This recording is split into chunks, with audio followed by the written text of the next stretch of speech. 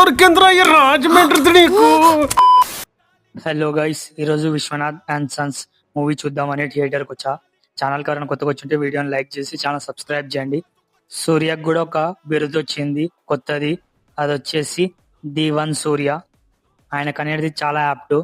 కరుపు movie నుంచి ఈ tiger అనేది వచ్చింది. సో మూవీ ఎలా ఉందంటే, మూవీ అయితే బాగుంది. ఒక క్లీన్ ఫ్యామిలీ ఎంటర్టైనర్. మూవీలో అనేది ఒక మంచి ఎమోషన్, ఇంకా ఒక మంచి మెసేజ్ కూడా ఉంది.